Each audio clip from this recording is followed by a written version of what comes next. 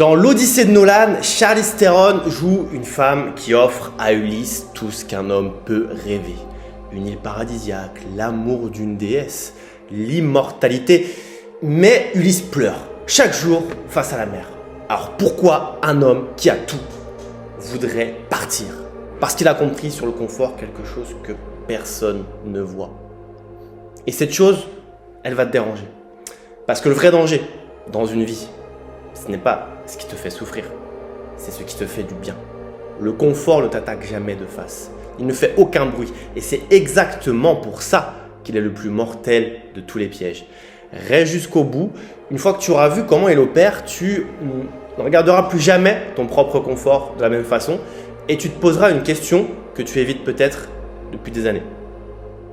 Moi, c'est Mario. Sur cette chaîne, je prends des films, des mythes, des grands récits et j'en sors les lois cachées qui décident en silence de ce que devient ta vie à travers le pro et surtout le business. Je ne t'apprends pas à faire plus, je t'apprends à voir.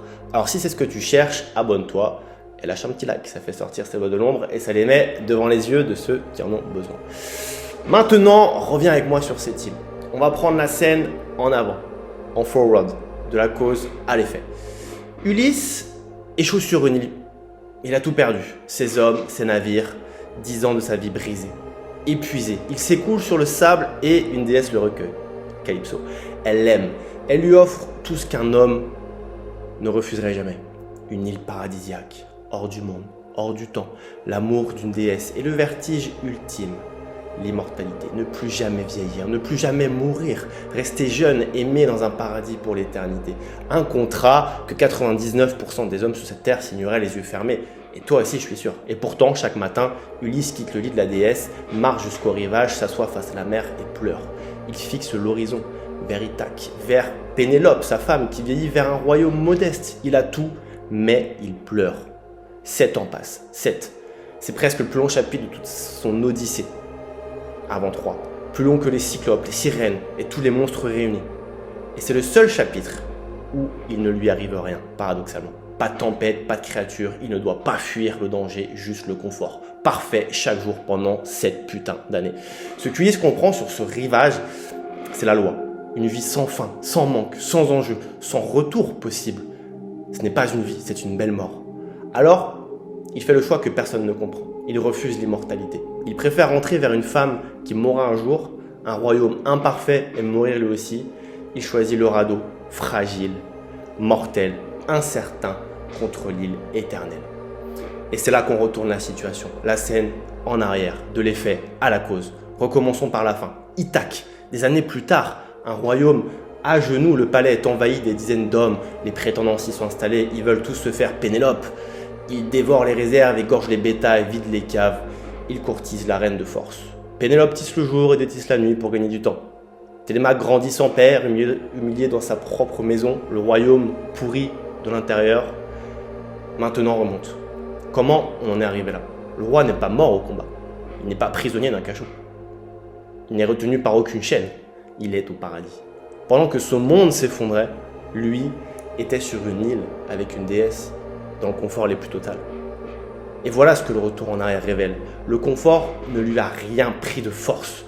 Il ne l'a pas enchaîné. Il a juste offert de quoi ne plus regarder. Chaque jour de paradis était un jour où Ithaque se dégradait un peu plus.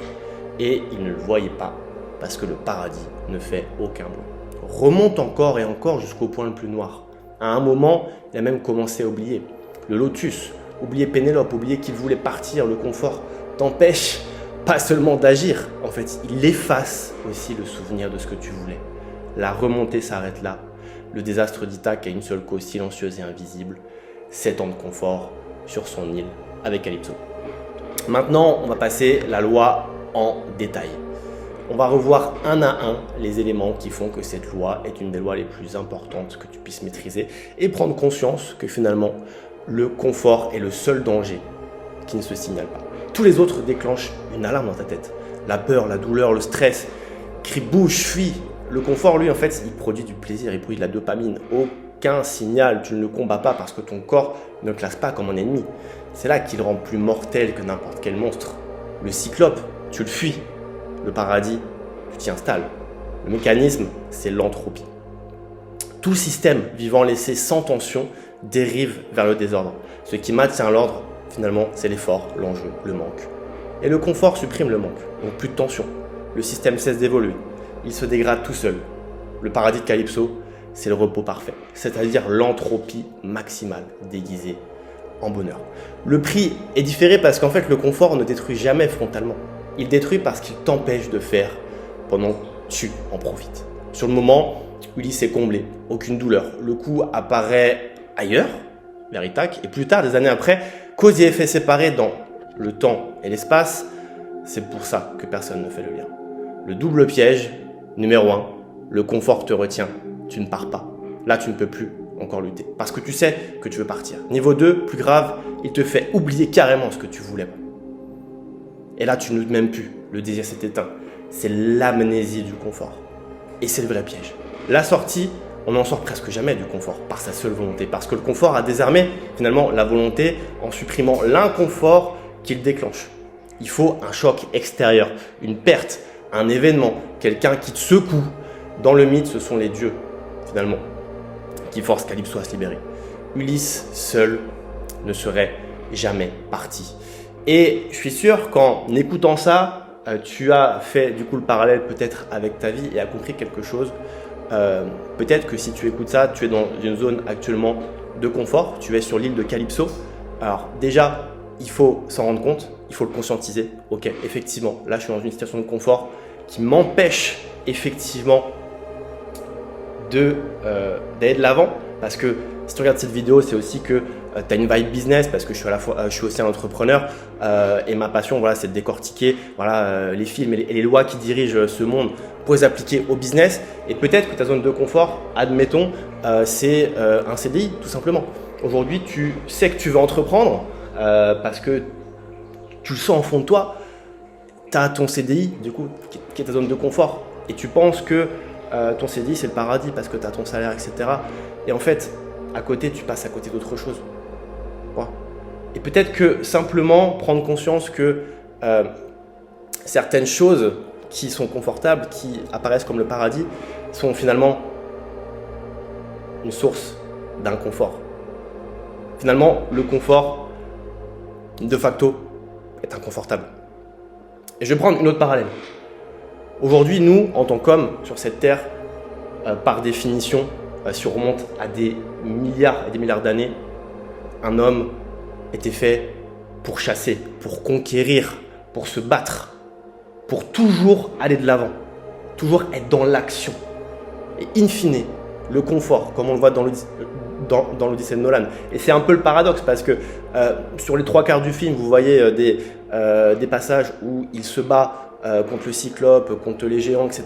Il fuit et c'est le seul passage du film où en fait il ne se passe rien, où il est tranquille, mais c'est le pire.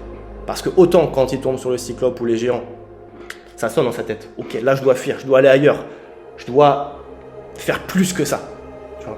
Par contre, quand il y a le confort qui s'installe, il est complètement perdu, le Ulysse. Il ne sait plus. Il est avec une belle nana en plus, certainement peut-être plus belle que Pénélope. D'ailleurs, il est perdu. Il est perdu. Et c'est ça le confort. Le confort, ça te supprime ta capacité à aller de l'avant, à aller dans l'action, à aller chasser, à aller conquérir, à aller créer des choses. C'est ça, de facto, qu'on est destiné à faire en tant qu'humain. Voilà, tout simplement. C'était Mario, on va décortiquer sur la prochaine vidéo d'autres scènes de l'Odyssée, donc reste bien connecté. Si ça t'a plu, n'hésite pas à mettre un petit like et à bientôt.